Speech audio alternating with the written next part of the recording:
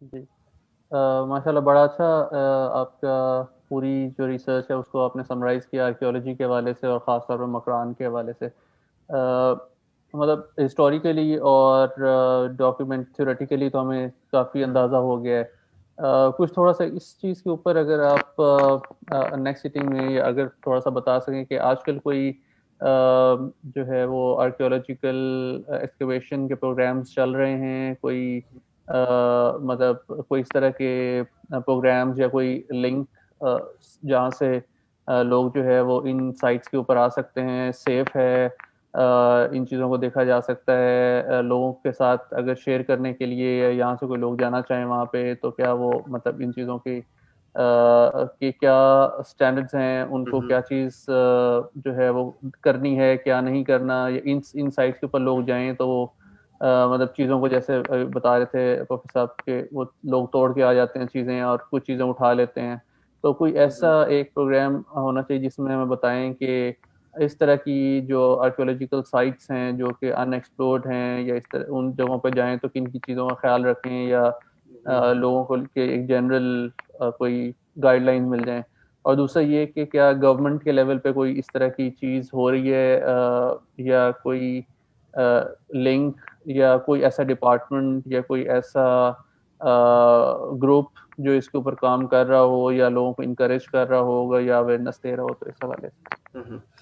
अच्छा sir, generally लोगों का ये मतलब ख्याल है कि इस तरह के जो साइट्स है, मतलब आम लोगों की बात कर रहा हूँ, या फिर अगर माफ़ कीजिए लेकिन लेमैन अगर अगर कोई किसी ऐसे साइट पे जाता है तो उनका यही ख्याल है कि यहाँ से कुछ मैं उठा लूँ, जैसे कि साबिर बदल खान साहब भी बात कर रहे थे कि कुछ लोग उनको मतलब बहुत ही सस्ते दाम में बेच देते हैं, 1000 रुपये, 500 रुपये, 200 रुपये में। मतलब उनका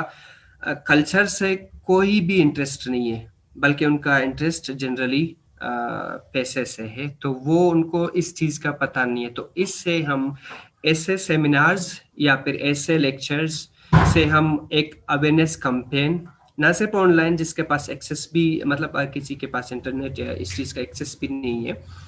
मगर हम यूनिवर्सिटी लेवल्स में, स्कूल लेवल्स में, कॉलेज लेवल्स में ऐसे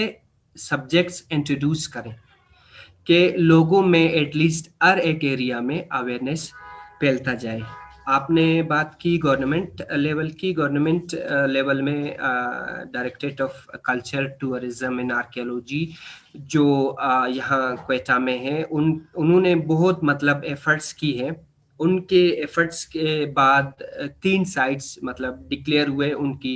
कंजर्वेशन और प्रिजर्वेशन का भी एक फंड रिलीज हुआ था। वो कोरोना की छुट्टियों की वजह से वो नहीं हो सका। मेहरगढ़, मीर कलात और सिब्बी में और जाफराबाद में कुछ ऐसे इंपॉर्टेंट साइट्स थे, उनकी कंजर्वेशन और प्रिजर्वेशन के लिए काम की तश्कील दी गई थी, लेकिन कोरोना की वजह से नहीं हुआ था। तो इसके अलावा एक और डेवलपमेंट ये है कि यूनिवर्सिटी ऑफ बलूचिस्तान में मतलब for the first time archaeology department introduce की है। तो उसके मतलब हम अपने स्टूडेंट्स के थ्रू,